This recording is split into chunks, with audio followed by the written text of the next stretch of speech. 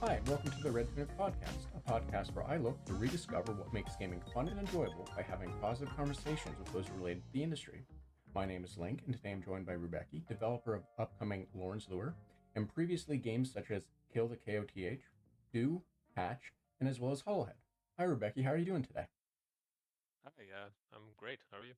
I'm doing all right, thanks for asking. And both of us being in Ontario, actually in Ottawa. Just wondering, how did you guys get snow today? I did see a little bit of like snowflakes outside my window, but there wasn't a layer of snow on the ground. Did you guys have a It layer? We in some places, yeah, definitely on like where the grass is and stuff. We had a nice layer. The pavement it stayed off of, luckily, because I think at this point most people probably have their winter tires gone. Um, but yeah, no, it snowed basically all morning. It was really annoying and terrifying. Um, just because it's the end of April and we shouldn't have snow anymore. Yeah, it's been brutal. This has been a very long winter. Yeah, I think we're on our like third or fourth false spring at this point. I stopped counting. But yeah, I'm looking forward to it, like looking forward it to no longer be in the near negatives. We're done with that. We should be constantly in like the low teens at the highest point for at least a month or so would be nice. Oh yeah, I'm ready to go swimming. Well, that I think we're still a few months away from that, unfortunately. But hopefully we get there and it lasts for longer than a few weeks. Amen. So, Rebecca, just before we get started, if you don't mind, telling me and anyone else a little bit about yourself so we know who you are and what you do. Sure. So I'm not really in the game industry per se. I'm sort of like a hobbyist trying to get uh more professional. And my day job is as a technical product manager. I used to be an engineer uh, full time, but yeah, I mean, I've studied computer science as well, so I'm versed in the engineering side of things.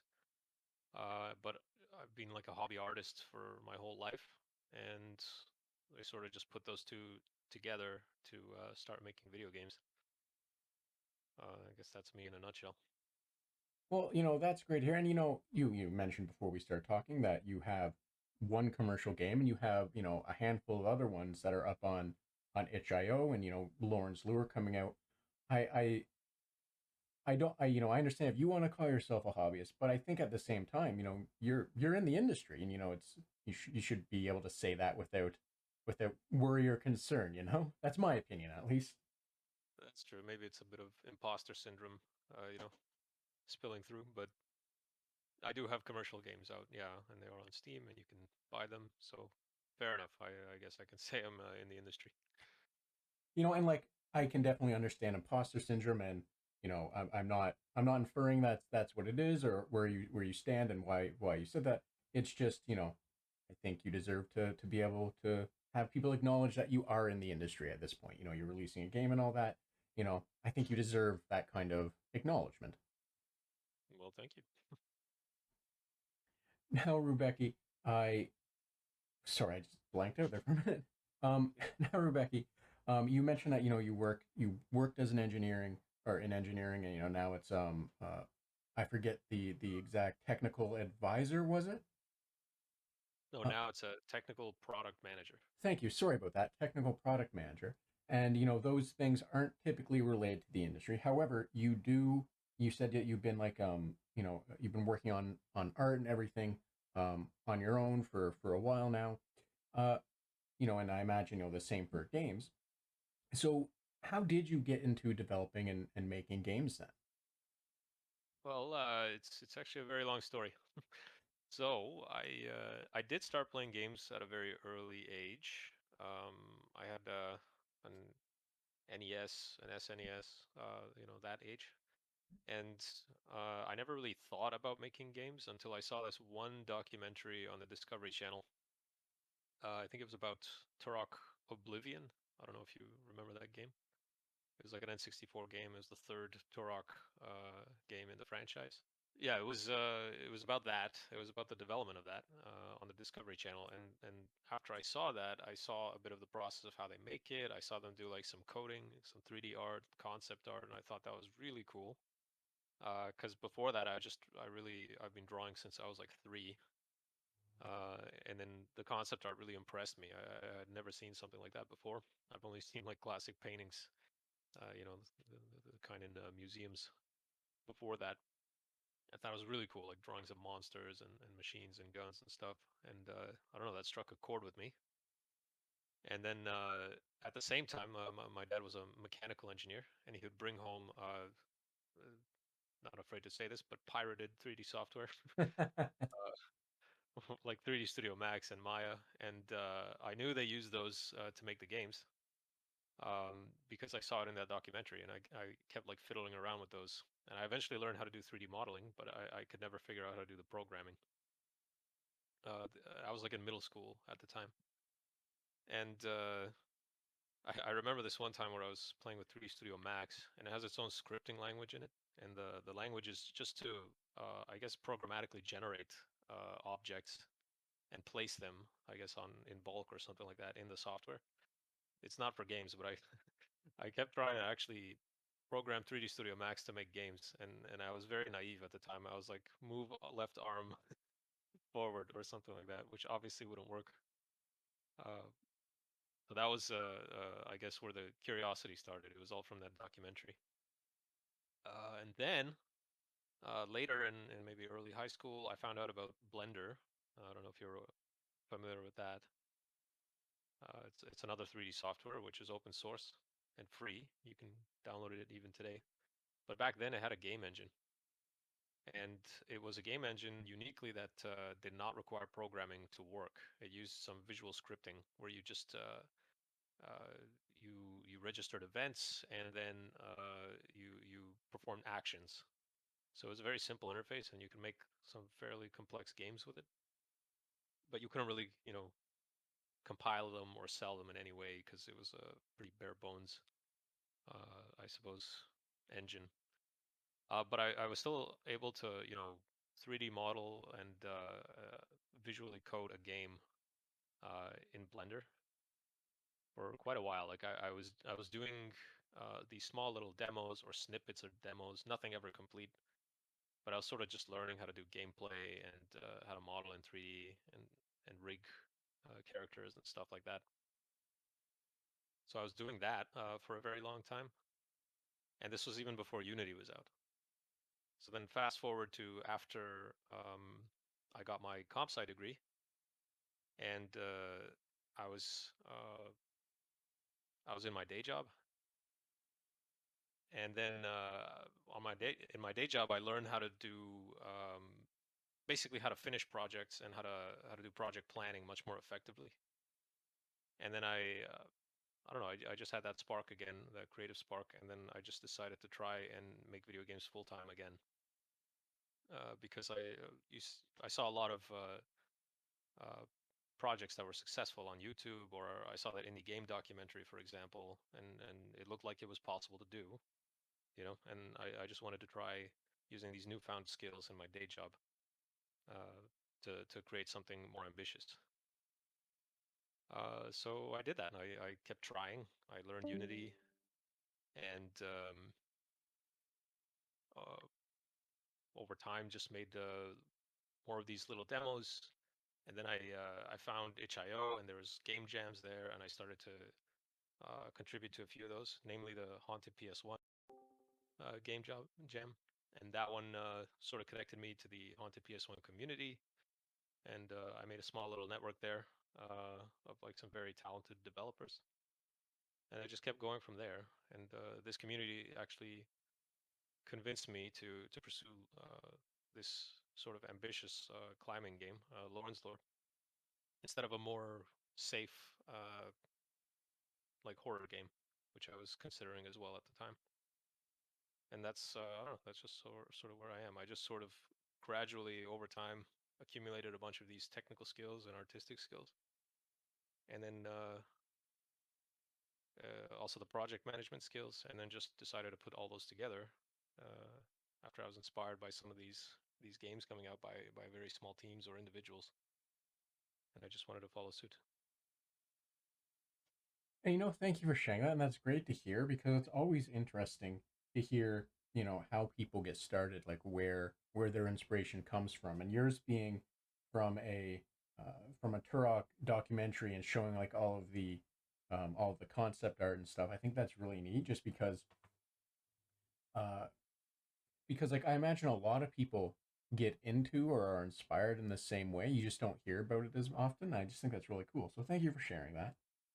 Yeah, not a problem. I still can't even find that documentary. I try to find it on YouTube, but I can't. And I don't that it's an N64 game. It wouldn't shock me if that documentary was just lost to the wind, that's just maybe it exists somewhere, but it's Like just on a sitting on, VHS. yeah, sitting on someone's VHS tape or whatever, waiting for them to like pull it off their shelf and go, well, maybe I should put it on YouTube and archive it, right? I hope someone does. Now, based on your experiences for how you got into the industry and such, and what you've learned, working towards releasing games and making games and everything, is there any advice that you could give to those maybe looking to also make games and such, just based on everything you've learned? Yeah, I think I have some good advice I can share, but to disqualify some of it, if you're trying to get into like a big company as a developer or a designer or something else, I don't think this advice is good for that. But I think it is good for maybe game designers uh, that want to have like a very small team or they want to release games individually. I think I have good advice for those people, but not so much people who want to get into like a Ubisoft or Microsoft or something like that making games because I have no idea how to do that. Um, but anyways, I think to get started in doing something in the indie space, I would start with learning one of these skills, like 3D modeling or programming or design, just to have like a foundation. Um, and then I would start with Unity or Unreal. There are other engines, but I think these are very good to start with because they have big communities. You can learn a lot. You can get a lot of help, and they have all the tools built in to help you make a game from scratch. Especially Unity, which has the asset store, and you can start making games really quickly by just getting like a bunch of free assets, piecing them together, and then learning a lot as you go, like building tools. So I think in terms of the more specific advice, I would I would like to hear it into a few levels. So if you imagine skill levels in in a game of some kind or an RPG, like level one, I would try to make a bunch of small snippets of gameplay. So this is similar to what I did in Blender when I first learned how to make games, where you you wouldn't even make a complete demo. You just have a jumping character or like a character that tries to walk through a door or triggers a trap and gets like thrown away. Then level two, you would do like some more complete demos, which could be like sections of a more ambitious game.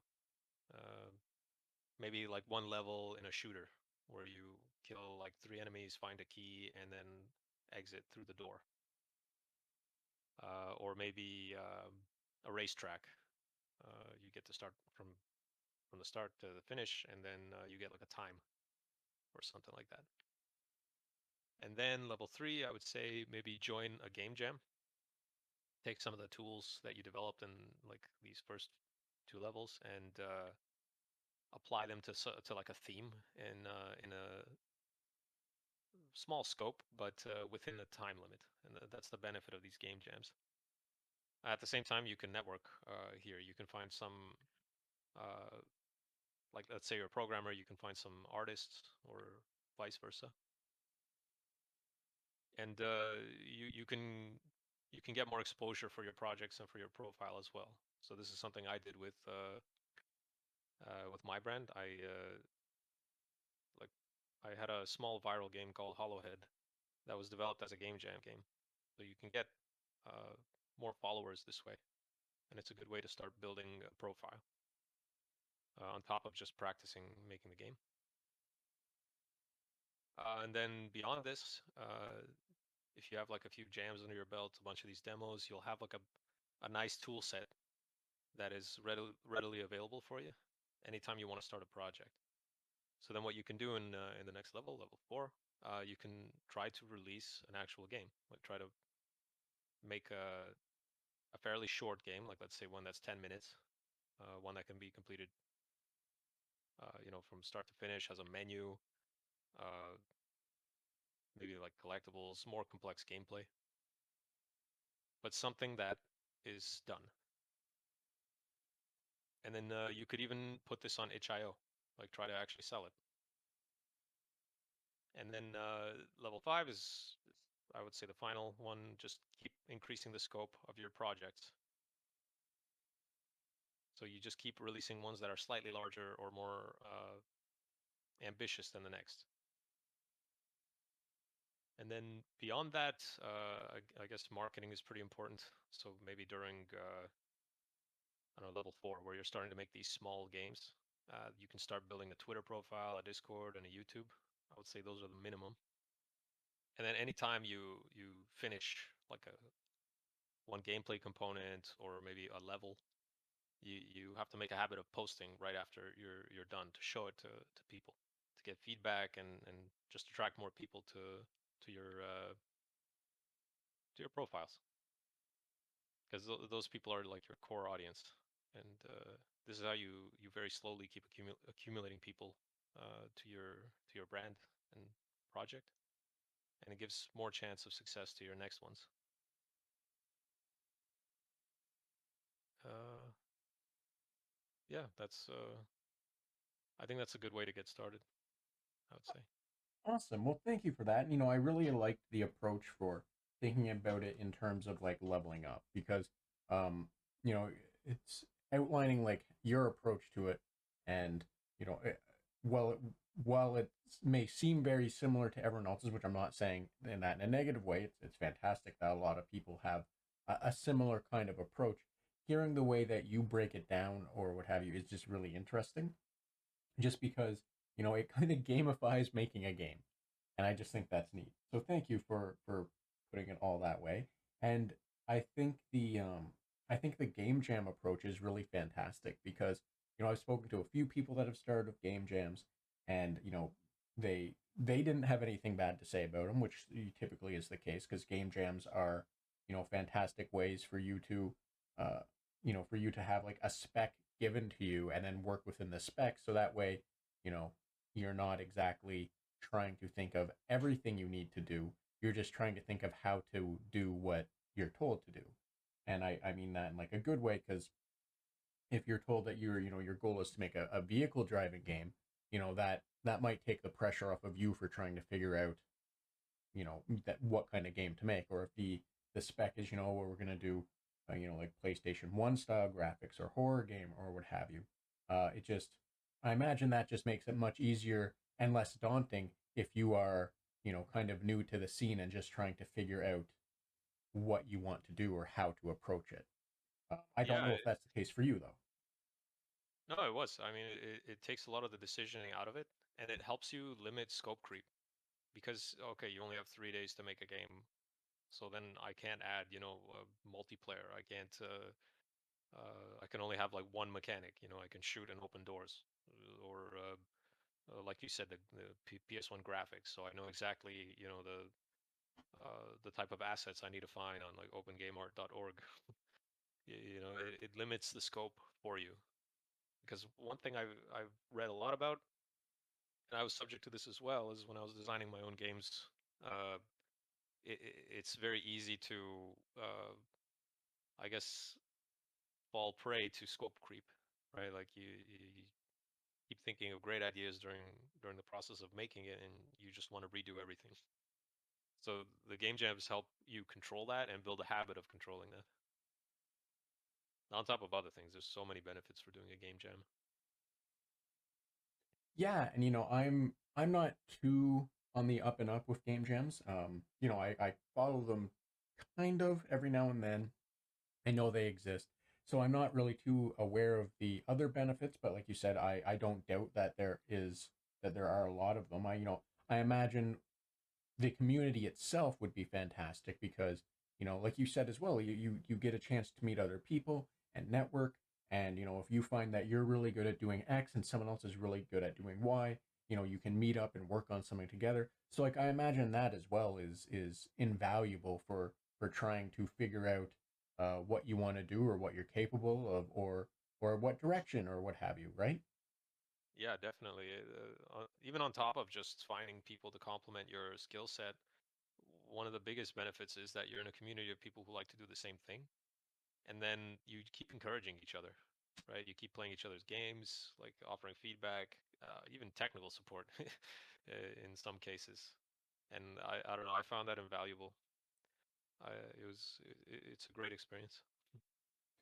And yeah, that as well. That's a great thing to hear because having I don't think anyone is ever going to look at a positive, like a supportive and positive community, and think of that as a bad thing. And it's great to hear that, as you participate and you become part of that community and everything, that everyone sort of helps each other and has each other's back and is supportive. And I think that's just a great thing to hear because you know uh times aren't always great. People aren't always going through the best of times or their personal life or what have you. And being able to find a hobby that you can do or a project or whatever and work on and be met with positive support, I think is just fantastic. Like I think that's just a good thing for everyone involved, right? Absolutely, yeah. And the game development community, just in general, is so supportive. I find not just in random Discord servers, but also in on Twitter. I follow a lot of game developers on Twitter, and everyone's just so friendly. They just reach out on messages and say what they like about your game or give feedback. Everyone like shares each other's work, and I don't know, it's just such a wholesome environment, in my opinion. Yeah, and you're absolutely correct. Or I should say, I agree with everything you're saying, because when I first started, wanting to do this podcast, I started looking into Twitter and developers and everything more and more and more, and that is 100% something that I also saw is that the community is the game dev community, whether they're professionals, whether they're just starting out indies or students or people that are in the middle or big, small, like whatever you want to quantify or whatever, right? Um, they everyone always just seems to be so supportive. Every now and then you see some of a bad take. Every now and then you see, you know, some stuff that's maybe not the most supportive, but it's largely, is people reacting to what they all seem to agree on is bad advice or is, a bad what have you. And it's largely everyone's just so supportive, like you've said, and I just think that's absolutely fantastic. Like it's just being able to see that for as an outsider is just awesome, and I think I hope it continues, and I hope that it's not something that's just like this small snapshot of here and now, if that makes any sense. No, it makes sense. Yeah, it might also have to do with the size of the industry and whatnot. Like, at least I notice this in my network where there's just mostly indies, small to mid-sized developers. But I don't know if this is the same in AAA. Like as you said, there have been hot takes and whatnot. Yes. And as well, because you're in the Toronto area, and I know that right now maybe the Toronto scene isn't as strong as it used to be, as I've spoken of some other Toronto developers. But I don't know how familiar or active you are in the Toronto scene or the Ontario scene or what have you. But I imagine as things open up more and everyone and all that, I imagine it's just even better or even easier if you can find a group in your own personal area so that way it's even more personal in a sense. Yeah, I tried to be more a part of this community, but it did kind of die down with COVID. Like I went to this very cool event called Dirty Rectangles, um, and that was a great time. And then COVID happened, and it didn't happen anymore except for on Twitch. But I really like the in-person experience. That was nice, and I just hope that happens again. Yeah, so do I, because I think anything that helps developers, regardless of their level or what have you, I think that's just a fantastic thing, and I look forward to uh, people being able to get access to more good support.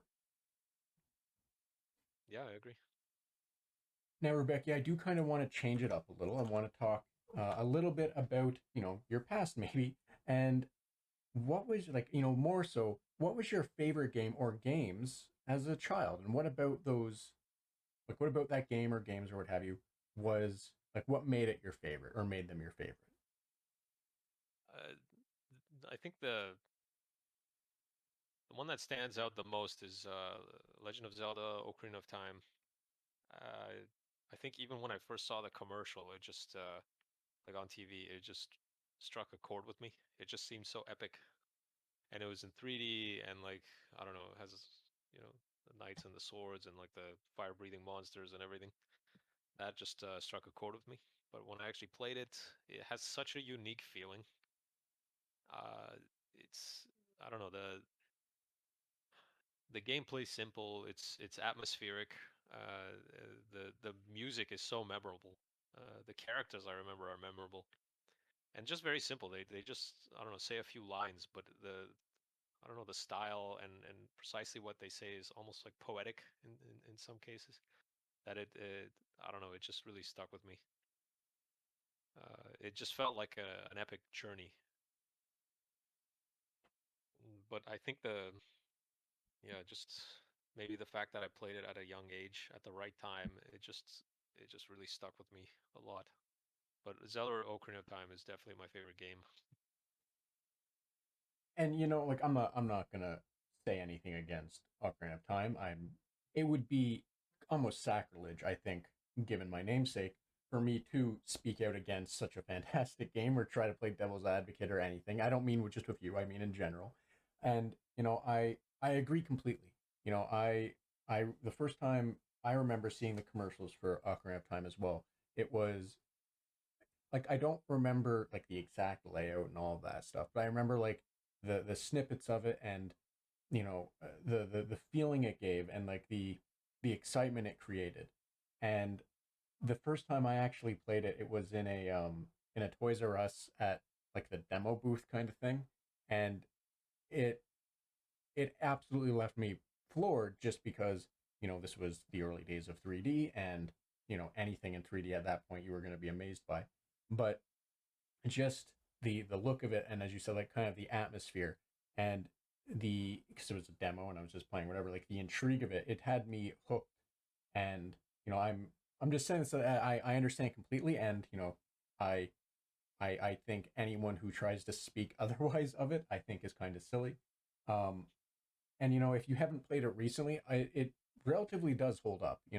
So I don't want to speak for you or on your behalf or what have you, but I would argue that it probably wasn't a matter of the time of playing it, just that it was a kind of like a gold standard of a game, if that makes any sense. I mean, yeah, it's like I think for its time it was seen as award-winning or something, but uh, yeah, it definitely stands out. And I tried to pick apart maybe some of their design choices while I was trying to design Lorn's lore because I did want some of that feel in my game. And I think the simple atmospheric effects and the music might have had a huge contribution to the memorability of the game. I think they really hit the nail on the head with the atmosphere. But if you notice, the music is very simple. There's like variations on the themes, even across Zelda games. They keep using the same jingles, so to speak, just slightly varied. And I don't know, they use it to such good effect that it just stays in your head. I don't Yeah, know. and so I like not to cut you off, but I I understand what you're saying, and yeah, like I don't, I think part of it's supposed to be like, if it's your first Zelda game, you're gonna be, oh yeah, it's nice music or whatever. But if it's like your second, your third, your fourth, your 10th, having that music could, I don't understand the psychology of it. I don't know if it's intentional, but if for me it's kind of like a callback, and it's playing playing like a newer Zelda game versus playing an older one. It's kind of like it pulls in terms of how I feel about the game, like the not the game feel, but like the nostalgia feel or what have you. It kind of like pulls all of these different things out and flattens them out, and it like just sort of builds up on top of it all. And that's for me. So I don't know if that's something other people would feel. I don't know if that's what their intent is. It wouldn't shock me if it was, because why else would they continuously do such a callback? But yeah, no, I agree completely. It's the atmosphere was fantastic. Like some of the simple things they do, whether it was because of hardware limitation or whatnot, and the music. And with that in mind as well, do you what was your favorite like dungeon from it? Just because I'm curious. Probably the Shadow Temple. Obviously, I'm into horror, Yeah, but okay, that makes perfect sense. yeah. But just speaking of atmosphere, like that game had just about every type of emotion. I feel like the Shadow Temple was horror, uh, for instance, right? Like most of the things in the adult world had this horror tinge, and then in the child's world, it was more like upbeat sort of adventure feel. And I think that contrast gave it so much character. Like specifically with the Shadow Temple, if I remember correctly, you had to do something as the child Link. You had to go into a well where there was a bunch of these re-deads, which are like zombies that scream at you. And I just remember the atmosphere there. It's like so thick. Like above, it's just a regular village, and then you go into the well, and then all of a sudden the atmosphere completely changes. And I was younger then, and I was like, "Oh man, I don't want to go forward." you know, uh, it, it was so effective at changing the feel. I don't know. I really like that. Yeah, I know exactly what you're saying, and I agree. Like for me, I wasn't a fan of the Shadow Temple, and that's kind of, you already nailed it. You already spoke to it. And it's because of kind of the horror level of it, or what they were aiming to do, and it always had me uncomfortable. The whole package, like the design of it, the kind of the darkness of certain parts of it, and then the music as well was really it kept me on edge. And obviously that speaks to the design choice, like them doing such a great job. But for me, that was my least favorite dungeon. um Again, different strokes for everyone and all that, and understandable. And I agree. Like I understand the like how good that dungeon was, like everything about it, and what you're saying in that the beginning of the game versus the end, or part one of the game versus part two, or what have you, like that everything was designed with thought and principle and executed well. Yeah, and I think the atmosphere while you play the game is more important than like it's more important in generating emotions while you play the game than like the actual story arc. Because I found the story arc very unmemorable. It's just a princess in distress. There's that sequence where Ganon is riding out of the castles and he like steals Zelda.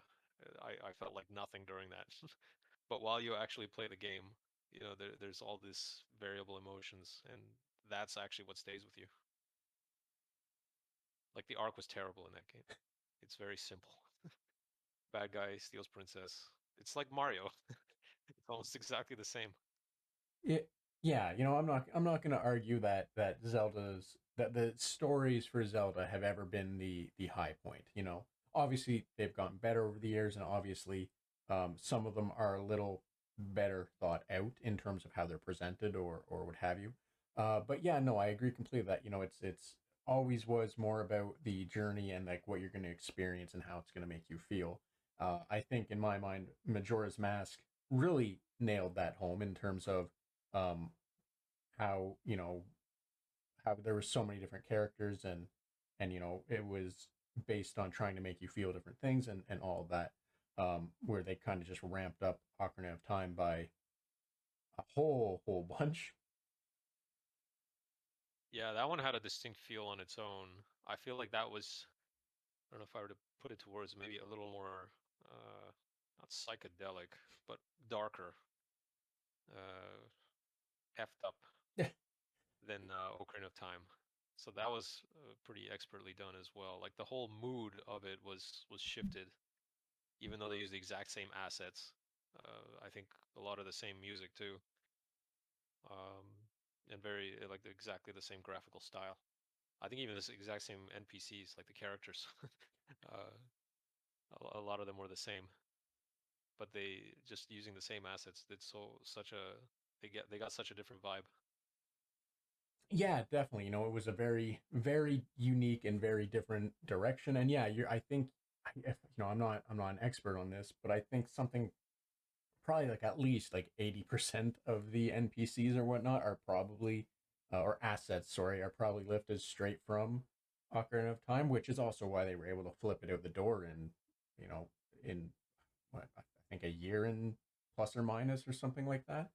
Um, so yeah, an asset flip that did really well, I guess, would be the best way to hand wave Majora's Mask.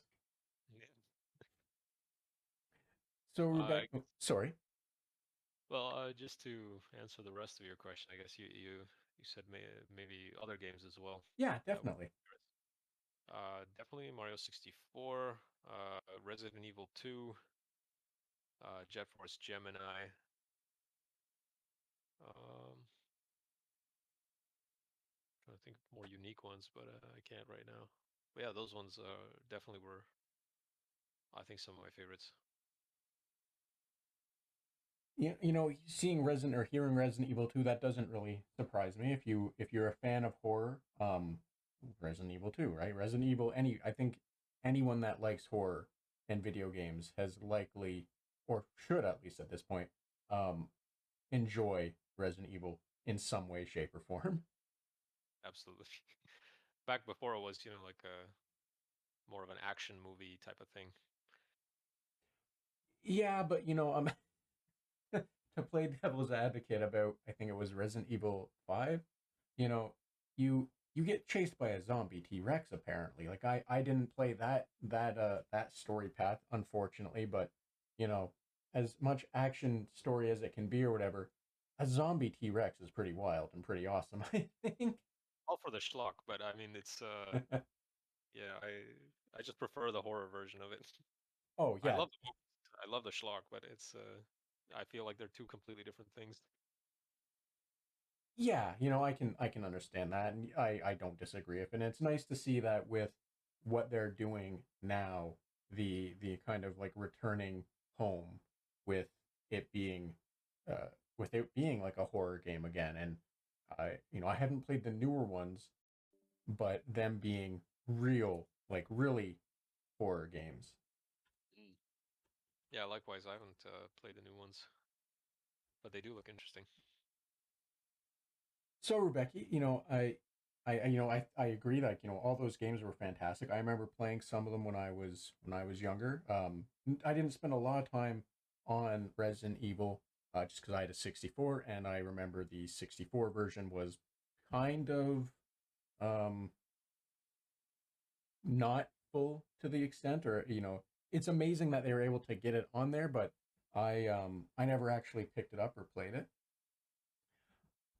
But based on that and based on the games that you are making, or with I want to say from what I've gathered and what I've seen, the atmosphere and such about them, um, so that might be leading into this next question. But what is it about games that makes them enjoyable to you? Um, so I like, I guess, two vastly different types of games. I like these atmospheric adventure type of games, and I like highly skilled first-person shooters. Uh, I don't know why these two in particular, but um, I guess for the atmospheric games, uh, if I were to try to dissect them, I think what makes these fun is how immersive they are. Like I want to feel like I am the character, not necessarily watching a movie. Like a lot of cutscenes or something like that. I like when I'm completely immersed. So like in Zelda, for example, uh, the character doesn't say anything. In control to explore everything. So yeah, immersion is number one, where you feel like you are exploring a virtual space rather than just watching a pseudo movie being played out, um, where like you can't even identify with the character you're playing. Another one is the emotion. So like we talked about in Zelda, where it's heavily atmospheric and that makes you feel a certain way. Maybe there's many different types of emotions throughout the game, and it's not really the cutscenes that drive that. It's more of the like how you're actually experiencing the virtual world. So to give an example, in Zelda, you don't really care when Zelda's kidnapped. You don't actually feel like, oh no, this is a major event is happening. But when you're in the well with the zombies, you're like, oh man, I really don't want to keep going further, right? Or if like you're in the Hyrule Town Market at night, just talking to folks, you're just you know in a calm state of mind and just wondering why these people are out in the street at night. So yeah, the emotions matter a lot, but they have to be there in a natural way. And then it should make you curious. Like uh, I gotta say, like Dark Souls, it's great, but it did not make me curious enough to go past the difficulty curve. So I really want, like, I have to really want to know what's next. You know what I mean? So that's for the atmospheric games. And then for the highly skilled first-person shooters, I mean, I think maybe just two things here. So the environment has to be clear and readable. You have to be able to see where you're shooting. You have to be able to see where you're like stepping and who the players are versus the environment. And then it has to have tight controls. I hate shooters where there's like lag to getting up to full speed, or uh, I don't know, the player moves in a very realistic manner, but they can't quite get it right. And then I don't know, the hands are clipping through walls and all this stuff. It just really it really takes me out of the game. Like I need to have immediate control. Like when I have the input, the character should go in that direction. I don't want any lag. I don't want realistic animations getting in the way. I need that feel. Uh, and that's what makes it addictive for me. Like one example is Apex Legends. Everyone keeps saying that the movement is very tight in that, but I just can't get the feeling I want with it. It's not immediate. There's like an acceleration time or a lag until you get to full speed, and that kills me. I can't stand that. That alone is enough for me not to play that game. But something like Half-Life 1 is instant, and everything like you can kind of get a feel for the bounds of the player, and that just makes it all the much better for me. So yeah, those two types of games, those I feel are the criteria that would make it enjoyable for myself. And that's all really fair, and like I think I understand what you're saying when it comes to like movement, because it's other people, like everyone has their own idea of game feel, right? And I can definitely relate to sometimes some people saying, oh, the movement in this is fantastic, or the gunplay in this is fantastic, or what have you. But if it just doesn't line up with like your own sensibilities and your the game feel that you enjoy, I can definitely understand how that would be off-putting, or harder to get into a game when it's just not there for you, right? Yeah, my criteria is heavily around the game feel. And maybe that is specific to me, I don't know, but I personally just need that immediate response. I can't stand realism. Fair enough. So no military sims for you is what you're really saying. I don't want to press a button for crouch and then like wait 2 minutes until like they adjust their pants or something. I can't. I can't do Go crouch prone and then on your stomach or what have you. So Rebecca, just no, yeah, I don't want to take up too much more of your time. I want to kind of let you get on with your evening and relax from the day. However, I do have another question, if if you don't mind. I don't know. So outside of games, outside of making games or playing games or what have you, what other hobbies might you have and enjoy if you're okay of sharing such a thing? Yeah, sure. These days, because I work a lot, majority of my leisure time is spent binging YouTube videos and hanging out with my wife. So, yeah, I use YouTube as like a music discovery tool. I watch game dev documentaries, speed runs, esports, uh, kitchen nightmares, and parkour videos, obviously. Uh, if I'm more active, I enjoy ping pong and badminton, and I might get into tennis this summer because there's like a tennis court nearby. I just moved, by the way, and during COVID, like my wife and I got into a habit of just going out for long drives and just chatting, getting a coffee from Timmy's, and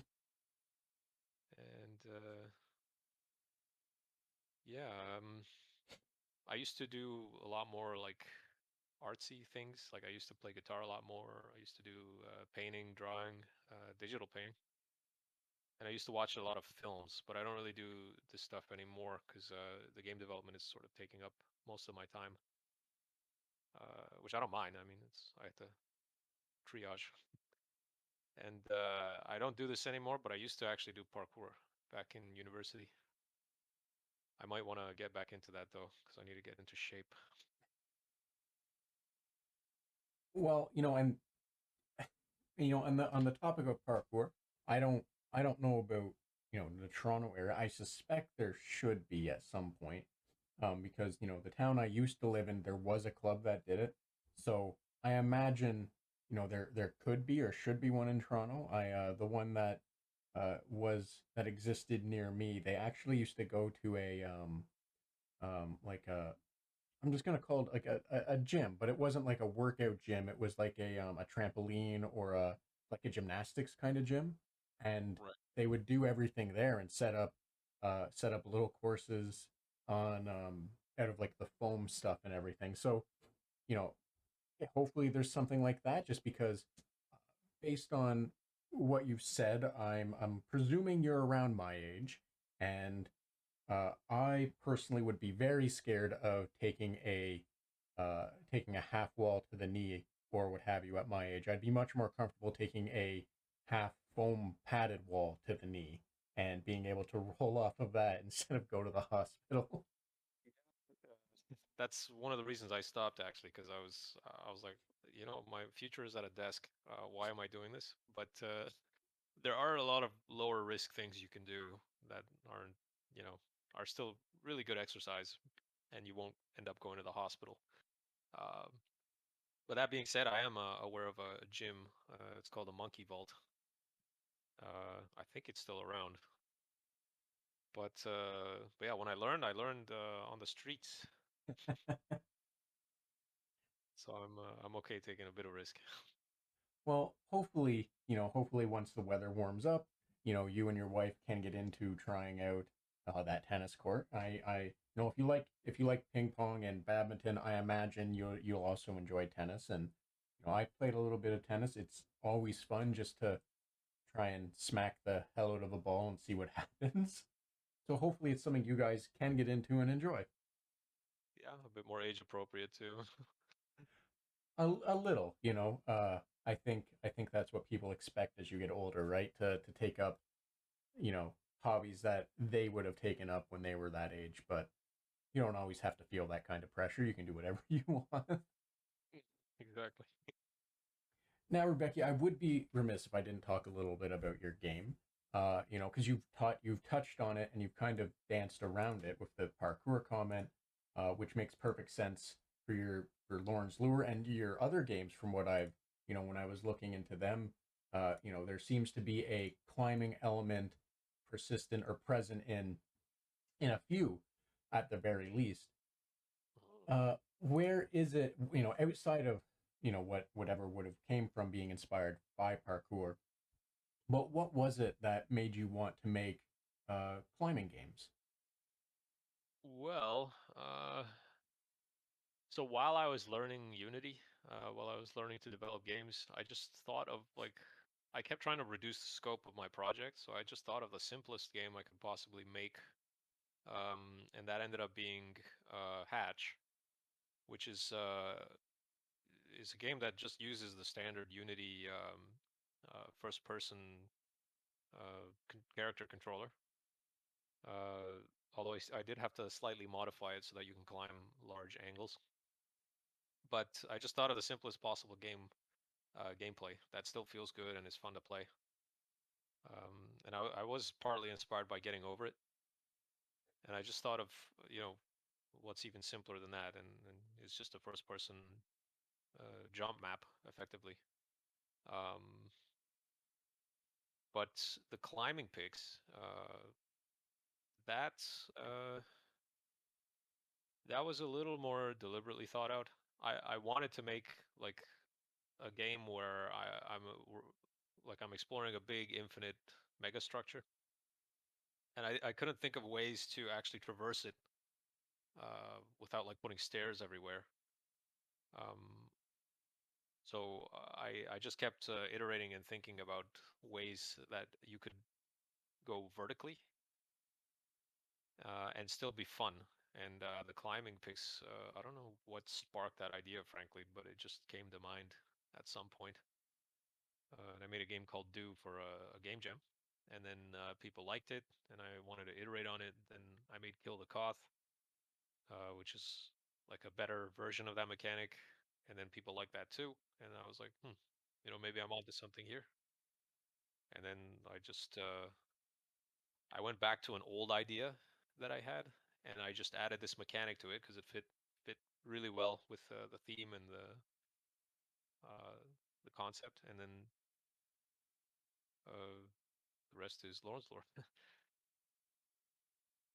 And that's pretty cool to hear, just because uh, I'm not mean this in a negative way, but when I first looked at it, my first thought was, this is a guy that played a lot of climb maps from like Counter Strike 1.6 or Source or what have you. But it's interesting to hear that that doesn't seem to be the case, and that's it's just pretty neat because it's uh, in my mind a lot of like climbing games like that. Because there are a few other ones, and they all seem to have like the same trappings of climb maps from Counter Strike games or older like Unreal games or what have you. Because I highly doubt that was unique to Counter Strike. But it's great to know that it's actually just, and I don't mean this in a negative way, but kind of like a climbing simulator instead of like a walking simulator, maybe. No, that's exactly how I would put it. I think I even in the early design documents, the idea was labeled as that, like a climbing simulator, because originally it was supposed to be just a walking simulator, and then I added the third dimension, and then I was trying to solve that problem of how do you traverse in 3D. So it is exactly a climbing simulator. But after I released Hatch, someone from the Haunted PS1 community introduced me to these KZ climb maps, and then from that I kept exploring, and I found like these surf maps. I found Quake Defrag, and then there's Minecraft parkour maps. So there's a whole like community around this stuff, and I just found that really cool. And I watched a lot of these videos to see how they play, and I tried to capture the feeling um, of of witnessing that, not necessarily capturing how you actually play a climb map or a surf map. Because I did try it, and it's insanely difficult. I couldn't I couldn't do that. So yeah, I didn't want it to be that hard. I wanted to feel like you're some kind of a movement guru while you play Lorne's Lore, but not actually have it be as difficult as a climb map because it is, yeah, it's worse than Dark Souls. It's, so thank you for taking that mentality, for that approach. I through college I played a lot of climb maps and a lot of surf maps on Source, and you are absolutely correct. Some of them are absolutely bananas in the kind of difficult things you need to do. And, at some point, you really quickly find your personal wall for what you're capable of doing. In surf maps, it's always, learning you don't know how to maintain or get the speed consistently. And in climb maps, it was always learning that you are unable to, float magic yourself around a square kind of thing to the other side, and it was always frustrating because the joy of finishing those maps was always like the reward. It was always so rewarding to do the cool things and get to the end and experience all of it. And you know I was, for at one point when I did try the demo for Lorn's Lure, I was okay. This is challenging. I wasn't able to figure it out. But when I booted the game up again, I'm like, oh, I was being stupid. I wasn't looking at it from the right direction. I was thinking it was more complex than it really was, and it was really rewarding to figure it out, and it was really rewarding to get to experience more of it. And I hope I really hope that that your approach for what you're trying to do as a climbing simulator, that you're able to capture or not capture, that you're able to get people that might not have played a lot or been good at those climbing whatever levels, maps, or whatever game they came from, the terminology they use, and I'm hoping you're able to get those people to enjoy it, and I'm also hoping that you're able to get the the way more experienced people to enjoy it, because well, I imagine they will, because it's if they're playing the hardest KZ maps or Minecraft parkour or whatever their community is, if they're doing enjoying those, I imagine they'll enjoy yours. So I think they'll be an easy sell. But I'm really hoping that everyone is able to enjoy your game, because I personally really like the demo. I'm looking forward to it. I'm looking forward to getting to support you when you release it, and I hope that it finds success, because there isn't a lot of climbing simulators, at least that I'm aware of, and or I shouldn't say simulators, but you know what I mean. Um, but like I think that genre, that approach, or what have you, I think it could be really interesting, and I hope that you find success in it, and I hope that it's something that you know people are able to enjoy. So maybe we can see more of them, or maybe we can see you make more of them, or what have you. Yeah, I mean it's a problem I see in many games, which I feel the climbing mechanic solves, which is not really utilizing the 3D space very well. Like you see massive cool vistas in a lot of sci-fi games, but like it's always bound to a simple path. Um, and yeah, the this 3D traversal sort of solves that. And I also hope to see more games do this. Uh, yeah. So, Rubeki, like I said before, I don't want to take up too much more of your time. However, if there was something else you want to discuss, or maybe a cool game, or something else you're doing, or talk more about what you're doing, or something you just feel more people should be aware of, by all means, the floor is yours. As well as please let everyone know where they can find any more information about you, which I'll also include in the episode description so they can easily just click through it. I don't know what else to discuss. I mean, I guess in terms of the game, it's like I aim to release it maybe in July, but I'm not really killing myself to hit that deadline because I mean it's just me working on this. I don't owe anybody, a release date, so I'm just sort of taking my time to make something of a decent quality. But July, and if not then, sometime this year, I hope to release the game. Until then, you can check out the demo on Steam right now. It's also titled a prologue, so Lawrence Lure prologue. You can find it there, and hit me up on Twitter at underscore Rubeki. You should be able to find all the information you need from there. yeah, that's all. Well, awesome, and yeah, I'll definitely include the link to the prologue for sure. That way, anyone that's interested, and they should be interested, can check it out and enjoy it. I've recommended it to a few people as well personally, and they were able to get into it. I don't know how far they got, mind you, but they were. I have managed to make some people play it. Is really the short and long of that, I think. Well, I appreciate that. But yeah, Rebecca, if there isn't anything else you want to discuss or throw out there, I will let you get back to your Wednesday evening. Cool. Yeah, that's all I got. Ah, Thanks. Thanks for the chat. yeah, no worries. Thank you so much. The pleasure was all mine, and I really appreciate you letting me steal your free time. My pleasure.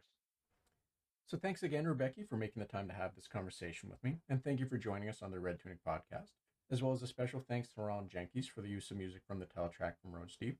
And if you like this podcast and want to support it and help it grow, please subscribe or follow me on Twitter at Red Tunic Podcast to receive the latest episodes and news, and be sure to share it with those you also think might enjoy it. Thanks, and until next time.